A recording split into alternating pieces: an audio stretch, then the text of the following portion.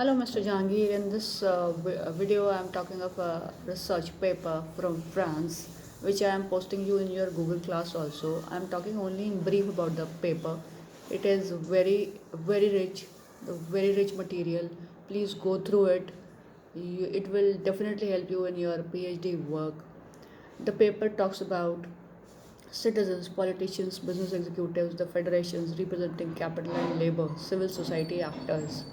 All of the people in France today are faced with increasingly intense clashes involving religious and ethnic identities. For more than a decade, a certain number of official reports and research papers have stressed the urgency of dealing effectively and enduringly with the kind of discriminatory behavior that helps to feed this tension or may even result from it. Cases where this applies include access to top tier university education, access to the world of politics, and access to the labor market. Since its foundation in 2000, the Institute Montaigne has spoken up often to present this point of view and tried to hammer out some concrete answers. Quite recently, there appeared the report Dixons de Politics de Deves Cul Bilan.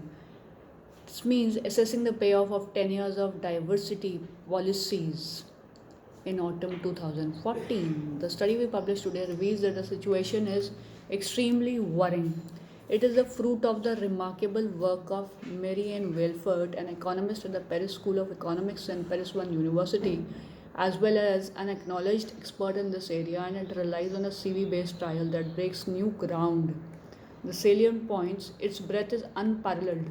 For 6,231 CVs, they were submitted throughout the mainland France.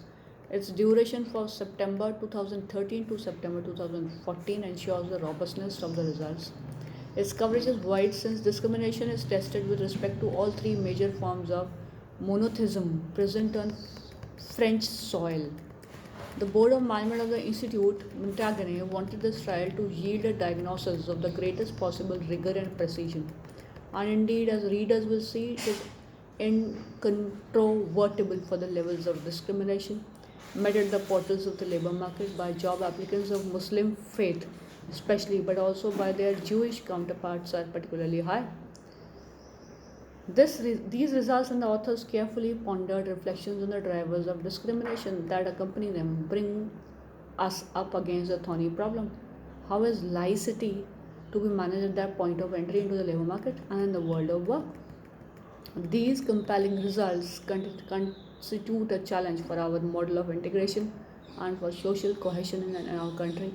It is worth noting that the period spanned by this trial preceded the dramatic events of January 2015 and the various attacks that have punctuated the rest of the year. A diagnosis of this kind will be very helpful for you. Might be it is a different country, but definitely we can also take the inputs. This presses us to think hard and challenges us to formulate proposals targeted at those who do the hiring in the firms and at policymakers. Over the past 15 years, our think tank has produced a substantial body of work dealing with discrimination in higher education, labor market recruitment, and access to elected office.